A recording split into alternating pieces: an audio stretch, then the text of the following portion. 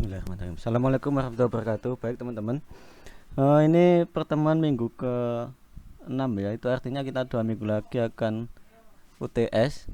Dan ini minggu ketiga setelah kita lockdown ya. Bagaimana kabar teman-teman di sana? Semoga tetap sehat ya.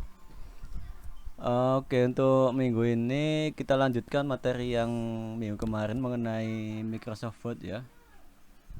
Oke, sebentar.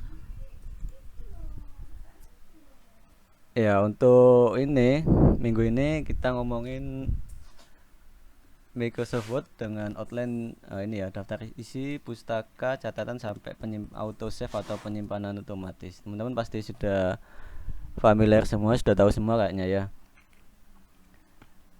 Oke, next.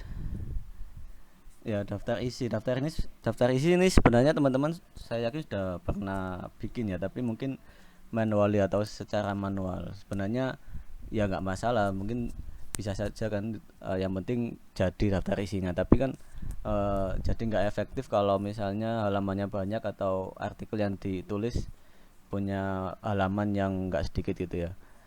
Ini memudahkan kita, apa namanya, jadi kita nggak bolak-balik ngedit halamannya gitu. Kalau misalnya ada tambahan halamannya berubah, kita bisa langsung auto auto edit pakai fitur ini. Terus gimana caranya? Jadi kita langsung lihat fiturnya. Ini ada contoh untuk proposal skripsi ya. Kita coba bikin apa namanya, daftar isinya untuk auto biar otomatis. Jadi yang pertama, kita atur styles ini untuk setiap bab atau setiap bahasan yang mau ditampilkan di daftar isinya. Kemudian setelah itu kita tinggal masukkan pakai table of content. Coba kita praktek. Ini misalnya ada proposal yang sudah jadi, kemudian kita tambahkan daftar isinya ya. Oh ya, sebelumnya kalau sudah jadi seperti ini, untuk nambahkan satu halaman lagi, kalau bisa pakainya ini insert page break. Jadi kita nggak usah enter kayak gini, biar langsung kosong seperti ini. Ini nanti gunanya kalau misalnya di sini ada tambahan atau ada pengurangan, yang di sini nggak ikutan naik, yang di sini nggak ikutan berubah gitu ya.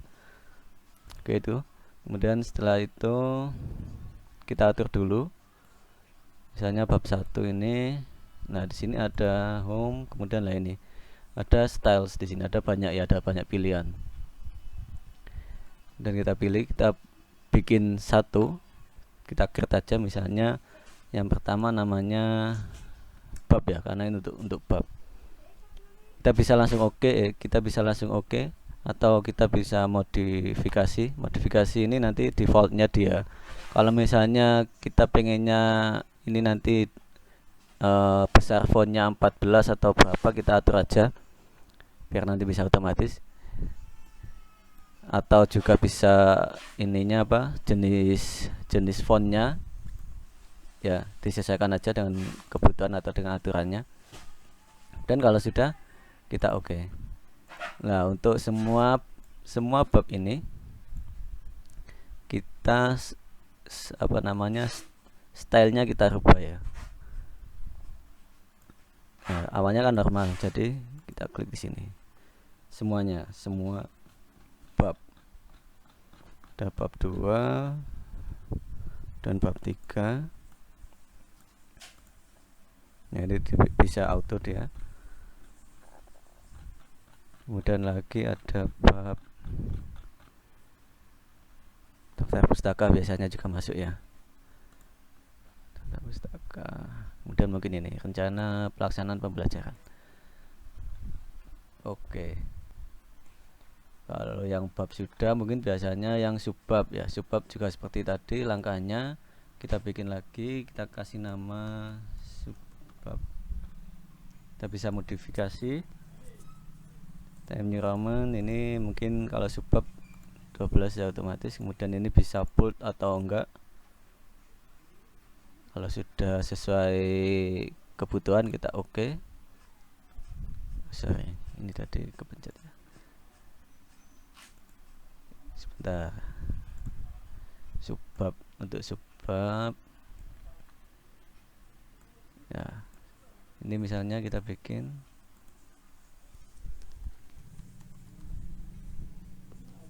subbab, bisa kita modifikasi kalau sudah sesuai kebutuhan, oke aja. Nah, semua subbab yang ingin dimasukkan di daftar isi kita ganti stylenya ya, subbab. Kalau tadi kan masih normal, kita ganti subbab. Nah, style ini juga berguna ketika kayak gini ya. Awalnya kan masih acak-acakan formatnya. Kalau sudah kita stylenya sudah kita seragamkan, dia otomatis akan menyeragamkan style yang kita atur tadi.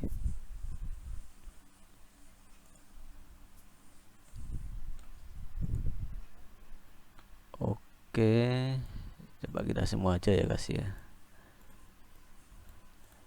Landasan dari pengertian.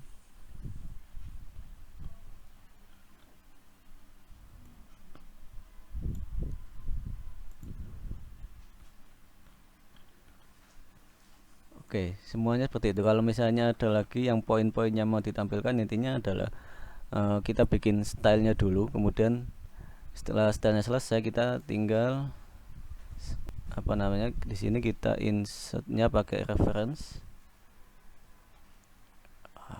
Lemot nih.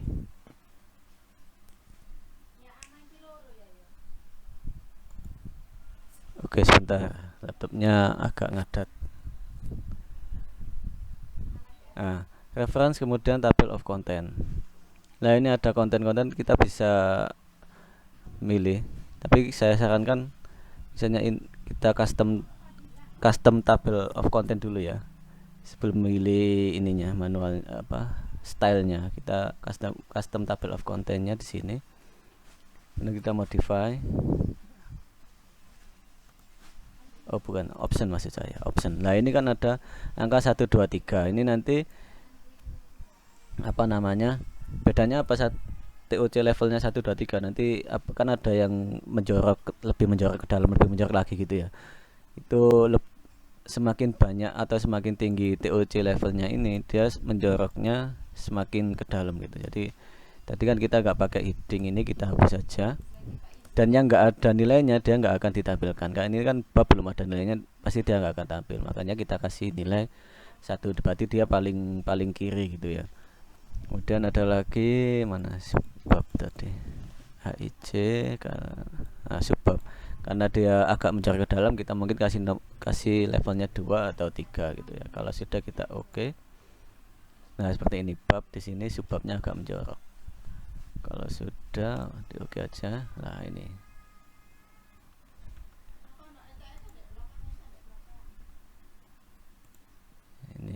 biar lebih rapi, di backpack aja.